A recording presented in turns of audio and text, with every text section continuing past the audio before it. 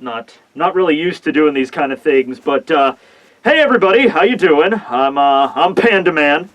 You may remember me from being in the background in certain One Piece chapters. You could just look for me, I'm there. Tekking wanted me to do the intro segment this week because he didn't have any ideas for it, so here I am. Don't really know what I'm supposed to. I have some jokes. We could go over some jokes. Okay. Okay. I got a good one. What do you call a panda who works as a mailman? Panda Express. My wife loves that one.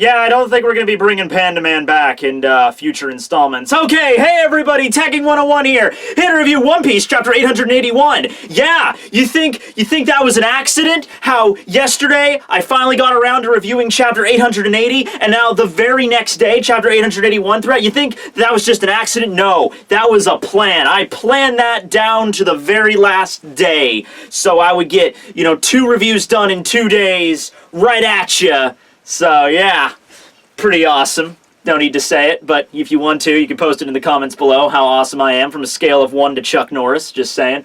Okay, so, cover page. We actually get one more panel of Sai's little cover story. I thought we were pretty much done with it last one, but we got one there. And we see Sai and Baby Five's wedding, so... At least one wedding went off without a hitch in this arc, I'm sure they'll be a very, very happy couple. I'm not going to go into it here, maybe I'll make a separate video about her character, but if you just remember what Baby Five's childhood was like, it was pretty messed up, alright? But hey, it's good that she finally found happiness. Sai isn't going to, do the same thing that a lot of other men did in her life. He's gonna treat her right, so, way to go, you happy couple. Hopefully you'll journey the 7 seas, or the 6 seas if we're counting the 4 blues and the 2 halves of the Grand Line, and living a great life. I don't know how it would really work in the bedroom, though, because she can literally turn into a ticking time bomb. But okay, whatever. Anyway, moving on to the chapter. Where did we leave off? All right, tidal wave! Everybody, batten down the mizzen mast! Where's the poop deck? Get the stem in the shroud! Somebody get me a ship glossary, because I know nothing about ship and nautical slang! Ah! Right, so... that's about where we're at. Luffy is shouting into the mirror shard, like, what do you mean, Nami? What do you mean you're done for? What's going on out there? We cut back, we see Big Mom surfing on top of the wave. Well, I guess actually she's surfing on top of the candy slug, which Perospero created, which just happens to be situated atop a giant tidal wave. You'd figure if Big Mom could take a cloud and turn it into a homie, and then she would be able to ride upon that cloud, you think she would also equally be able to create a homie out of water and then ride on that homie, but whatever. Perospero is actually somewhat of a voice of reason here. He's actually shouting in Big Mom's ear. He's like, wait, stop, Mama, hold on. If you use the tidal wave to sink their ship, then you'll destroy the cake too. And I'm like, wait a second, what? There is no cake. Perospero, there's no cake, right? Like, I read that, and I'm just like, there isn't any. You lied about it. And then I started to think, well, wait a second. If Big Mom thinks that she sunk the cake, Perospero's gonna be the one that's gonna... So, he has to kind of, like, believe his own lie for a moment there. I'm like, wait, you'll destroy the cake. But Big Mom is too far gone. She's already... She has, there's levels to her insanity, and we're about, rock bottom at this point. Quite literally rock bottom, as they're gonna crash down and destroy the sun, So, yeah, she's long past the point of reasoning, so she's just like, wedding cake, wipeout! port and heading right for the Thousand Sunny. On board the Sunny, everybody is freaking out, you know, trying to figure out something to do here. Chopper's like, why don't we use another coup de burst? And then I think it's Brook that says, you know, we're out of cola. We don't have enough cola to get going. Basically, what happens is they don't escape it. Yeah, I was thinking, like, I was trying to figure out, is there some way they can get away from this wave? Is there some way they could stop the wave? Is there some way they could escape it? And they just can't. They can't use coup de burst, and unfortunately, Aokiji did not show up at the last minute to use Ice Age, unfortunately. But it's Jinbe that actually comes up with a solution here, and a lot of the other crew members are just like, I don't know what we're doing or why we're doing it, but once again, you don't have a lot of time to waste, so just listen to the dude. If he has an idea, no matter how stupid it is, just go for it at this point, right? So Jinbe is like, okay, everybody furl all the sails except for the main sail. So they take out all the sails except for the main one. He's only going to steer the ship with that one, and he kind of grabs part of the sail himself, and he's like, so he has one arm on the helm and then the other arm holding the sails, and he's like steering the ship like this, and everyone's like, what are you doing? And Jinbe's like, we're gonna make a trip into the green room. And I'm like, Jinbe, this is absolutely the worst time to be thinking about that crappy Patrick Stewart movie, The Green Room. It wasn't even that good. I don't care how much you care about Patrick Stewart. He's a great actor, great, fine. But the movie itself sucked, and you know it, okay? But anyway, it doesn't matter, because he just turns the ship towards the wave, and everyone, I guess, thinks, well, this is how we're going out. All right, they all just start hugging each other. I don't want to die, but okay, we're doing this. You have this funny scene here with Brook and Chopper. First off, Brook, you're the only one that shouldn't be freaked out by this. You've literally died before. Right, you've already done it. I'm actually curious that none of the Straw Hats would have asked Brook at this point. You know, like that would probably make this the funniest thing ever if, like, Chopper or Nami turned to Brook and was like, what's death like? If that might be a little bit too philosophical, a little bit too powerful for One Piece, you know, but that would have been just the funniest thing ever. Like, is death all right? And Brook's just like, I looked into the endless void and didn't see anything until the light at the end of the tunnel. You know, like, something like that, but whatever. Anyway, Chopper is off to the side, though, and he's bawling, and he's like, I'll see you soon, Doctor, I'm coming. And I'm like, wow, okay, Dr. Heerluck is somewhere in One Piece heaven, you know, brewing up his concoctions, I don't know. So they dive right into the ocean, right through the wave, right? And they come out the other side, and so the wave, this is the ocean, here's the wave, and when it crashes down the crest of the wave, you got like a little tiny, you know, opening here on the inside, a torrent, you know, that's slowly, you know, it's a pocket of air, but it's going to be swirling, it's going to swirl shut soon, so it doesn't exist for very long, but that's all they need. Jinbe does manage to break through the wave without damaging the Sunny. Remember, the Sunny is a very durable ship made out of atom wood.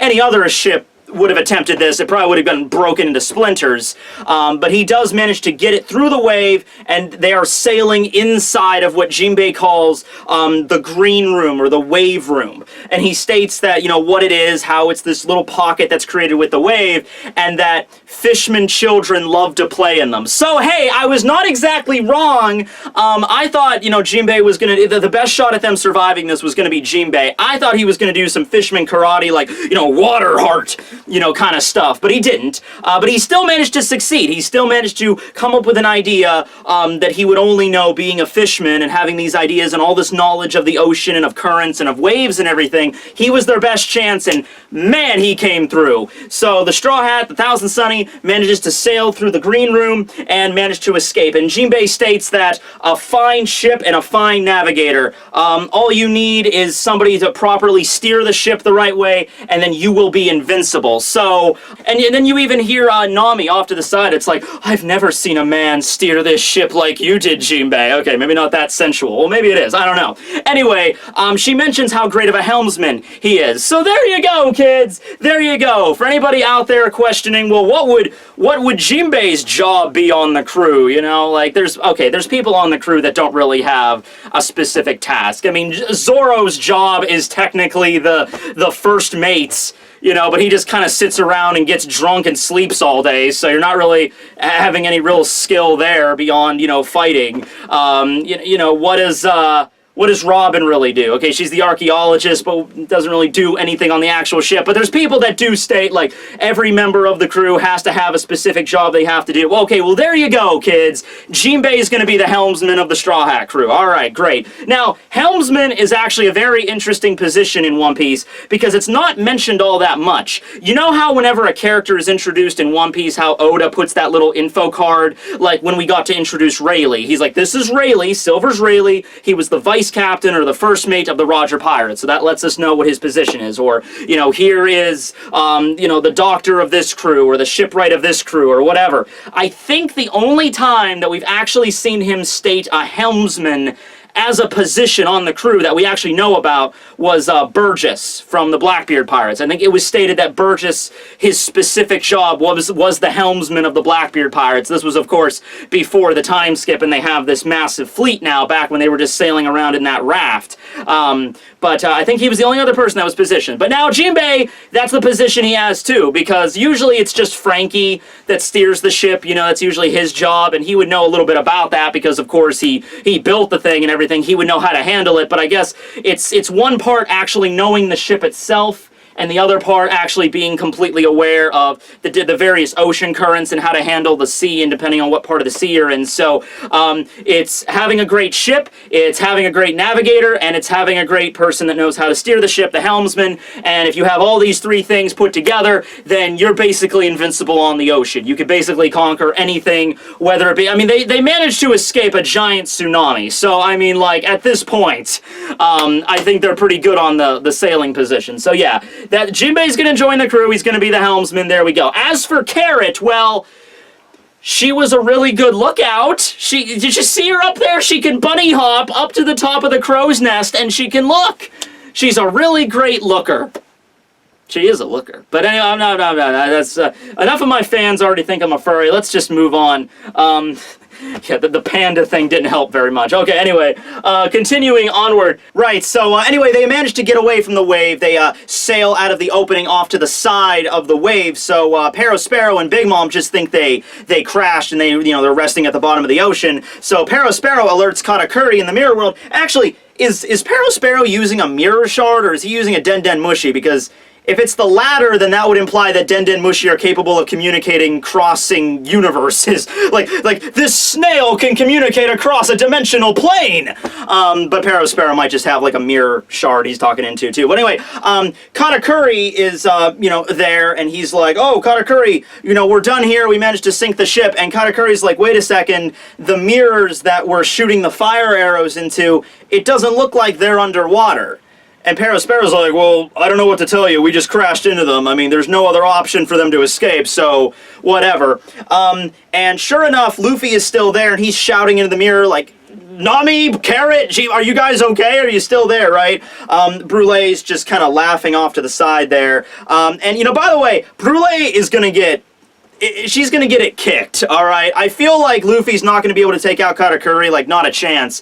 But I think before he leaves the mirror world, considering last chapter Brulee was like shooting fire arrows into the Thousand Sunny, and she was like laughing maniacally. I think Brulee's gonna get her comeuppance before this arc is over. She's gonna be feeling the pain pretty bad. But anyway, the mirrors eventually shatter. So they think it's because of the water pressure. Of course, if it's sinking underwater, it gets down far enough, and glass and things like that, the pressure would just shatter it. So there's no way to get into the Thousand Sunny now, right? So Nami, in reality, she went into the bathroom and she shattered the mirror, and Brook is like, why did you shatter it? Now Luffy can't get back, and Nami's like, it was Luffy's orders. We gotta do it. You shatter every other mirror. Anything even close to being a mirror on the ship, shatter it. It's fine. Luffy said it will be okay. He'll get back there. Now, we cut back to the mirror world where everyone's just kind of celebrating, except Katakuri. Katakuri still feels like, yeah, okay, something's not really up. But Brulee and the two Snake Neck Tribe members, they're laughing their asses off. They're like, oh, this is so great. We managed to finally beat them.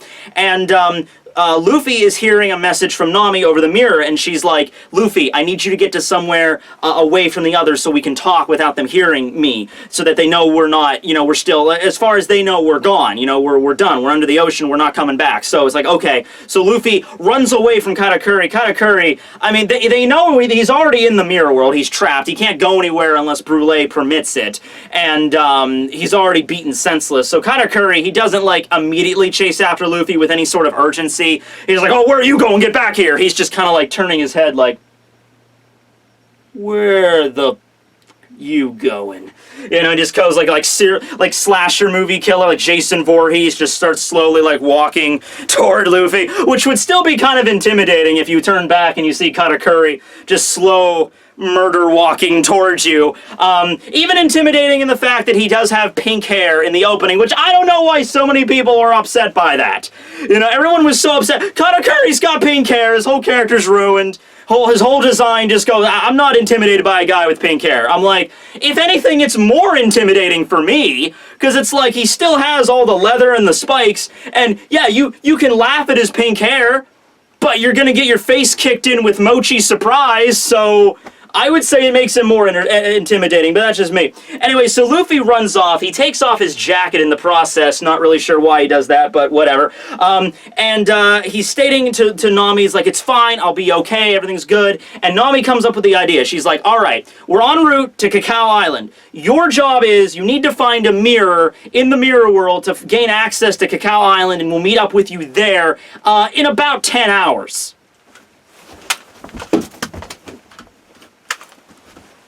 10 hours! 10 hours! Bit of a kind of tall freaking order you're asking. Now, granted, Nami has no idea how Luffy is faring on the other side. Okay, she doesn't know how many times that Luffy's got his face beaten in by the Mochi guy, alright? He's hurting pretty bad. Nothing he's doing is even hurting. I don't think Katakuri even has a bruise yet. Alright, whereas Luffy's taken some pretty bad battle damage. Nami isn't aware of that, but basically, I just imagine Luffy's thoughts at that moment, like, it's okay, we'll pick you up in about 10 hours. Luffy just like, oh, 10 hours. Okay, it's alright, I just...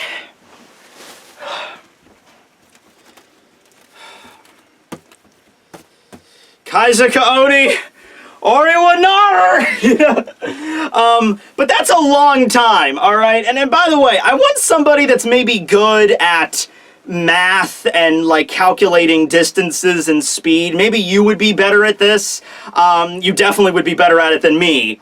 But just the distance we're talking about here, like, you'd have to figure out, like, the speed of the Thousand Sunny, like, how fast that's traveling, and then you'd have to calculate how far it would, like, how long 10 hours would take. Like, what's the exact distance between whole cake and cacao? And the reason that I'm curious about that is because Sanji, Chiffon, and Pudding managed to get there on Rabian pretty damn quickly. So I'm figuring, like, that Rabian the Magic Carpet has to be booking at, like, supersonic speeds. You know, it would take them 10 hours to get there by boat, but they only managed to get there in, like, less than an hour on Rabian. So Rabian must have been freaking booking. If somebody wants to go out of their way to calculate the speed. I understand, like, going on a ship, they have to go on that specific route. They can't go in a straight line. They have to, like, bend around the islands. But hey, it opens up the idea of just how big freaking Totland is. They're not going to be able just to sail from Whole Cake to Cacao Island just like that. You know, it's going to take a while for them to get there. I think it took them, like, overnight to get there the first time, so it makes sense. At least Oda's consistent, right? But yeah, I'm just curious at how fast that freaking magic carpet could fly. You know, considering it has no seatbelts also, you know, if it's flying that freaking fast, you know, Lola and Pudding getting knocked off of it as they're flying. But okay, so at this point though, Luffy realizes, you know, he has to survive for this long, so he kind of resolves himself. He doesn't freak out too bad. He knows he has to do it. And this is an interesting scene. I didn't understand this scene at first, but I get it now. So Katakuri catches up with Luffy. Luffy's running away, and Katakuri proceeds to kick him right in the freaking chest. And what Luffy does at this point is, he grabs his mouth and he, you know, like, because he's made of rubber, so he could stretch out his mouth and then clench it, so it can't open at all, you know. I thought this was gonna be like, you know, Gamu Gamu no, like, bubble gun, like, you know, or something ridiculous. I don't know. But no, he's just holding his mouth shut like a tube of toothpaste. And the reason he's doing that is because he doesn't want Nami and the others to know that he's not doing very well in this fight right now. In fact, it's completely one-sided. Luffy hasn't even got a serious hit off on the dude yet, but he can't let Nami and the others know because they'll worry about him. They got enough stuff to worry about, escaping, you know, Big Mom and getting to Cacao. So he's clenching his freaking mouth as he's getting the crap beat out of him by Katakuri. Katakuri uses this technique, Willow Mochi, which, like, bulks up his leg and he slams it into Luffy that way. He gets hit, gets knocked back. I mean, he's taking a beating here, and then Luffy just kind of looks down at the ground, and the mirror shards are right there, so he's beaten up, he's pretty bad, he has all this pain, he's bleeding, and then you have the funniest scene in the entire chapter, Easy, where Luffy, he's in pain, but then in the next panel, he strikes the biggest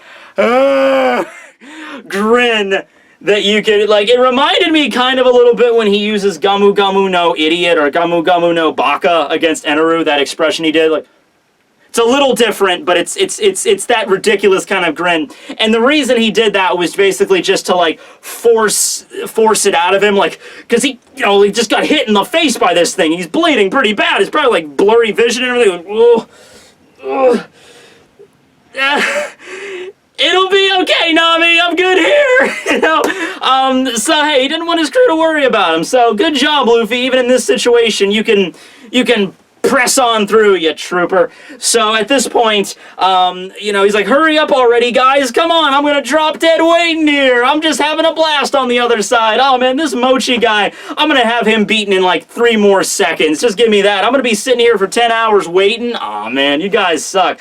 So, that's the basic deal there, and it gets Luffy's and everybody's spirits up. They can't really see Luffy because the mirrors are shattered too much to actually see what's going on, but they could hear his voice, so they all get excited, like, whoop, whoop, let's do this, and we cut back over to the mirror world last time, and oh, by the way, Jinbe's kind of off to the side, and he's kind of thinking, like, because Luffy's been around, Jinbe's been around Luffy at Marineford when he was, like, trying to make himself sound like he was okay when he really wasn't. So maybe Jinbe has a better idea for this, and he's just like, yeah, Luffy shouldn't be having that easy of a time with Katakuri. Luffy should actually be having a really tough time with Katakuri. So the fact that he's that optimistic means he's not doing very well. He's just trying to get his, you know, friends, you know, spirits up. But it works. It works. So, last scene, we cut over to the mirror world, and Luffy's just there, and he's like, I ain't planning on dying here. And Katakuri's like, really? Are those going to be your last words? I ain't planning on dying here. And so he begins to, I guess his fruit works similar to Karibo's Numa Numa no Mi, the Swamp Sop fruit, because he now has like a spear or a trident or whatever just hit it inside of his mochi, inside of his body, so he just takes that out now, and then Luffy's off to the side and he just reaffirms. He says verbatim, the exact same thing he just said. He's like, I ain't planning on dying here, and he gets up and he strikes an epic, you know, appearance, like very, very serious, very resolved, and that's the end of the chapter, ladies and gentlemen. So, yeah, Luffy's probably gonna get a few holes punched in him, you know, by the trident, but, you know, okay. And 10 hours! I don't know how he's... Unless Luffy somehow awakens some sort of, like, time dilation ability, I don't know how he's gonna be able to survive 10 hours in the cage with Katakuri. This is gonna be pretty intense. And that's not even including the 3 hours that you gotta wait for the cake. No, it's like, so it's 3 hours for the cake, and so, I guess that's the time that Sanji was wait a sec, I'm so confused right now with the timelines. So it's gonna take the Thousand Sunny 10 hours to get from where they are now to Cacao, but it's only gonna take 3 hours for them to get the cake ready, and then they have to put the cake on a ship, and then they have to sail. So maybe Sanji was only like 3 hours to get the cake finished, and then like another 7 hours on sea, you know, decorating it, getting to Big Mom. But they're gonna intersect at some point, so maybe that's gonna be like 5 hours, cut that in half. I don't know, man. But needless to say, it's a long time. Needless to say, they're not gonna be like a few minutes in this fight. This is gonna be in it for the long game. I'm legitimately worried for Luffy's well-being right now. I think he might be getting out of this losing a limb, or some such. You know, I can't really, I don't know. I don't know, I'm worried. Either that or he's got to figure out some other way to avoid taking damage. Maybe not necessarily figure out a way to beat Katakuri, but figure out a way just to minimize the damage as much as possible. That's like the best thing I could come up with at this point. You know, I can't really think of anything else. But yeah, I mean, yeah, Jinbe, helmsman, 100% go. That's basically the point of this chapter, to set in stone, and just the ridiculous amount of time that they have to wait. But they kind of got their spirits lifted. You know, they were so worried. They thought that there's going to be no way that we could do this. No way, we're done. But this chapter kind of like lit that fire of hope back up again. It got them going like, you know what, we can do this. And even if we can't do this, we're going to say that we can do this. Because, you know, being all depressed, that's not going to help you much at all. So at least, you know, just keep saying it, you're going to be fine, and I guess maybe it'll work out okay. I got nothing else for you. Alright, well, thanks for watching, everybody. This will be Tekking101 signing out. Later.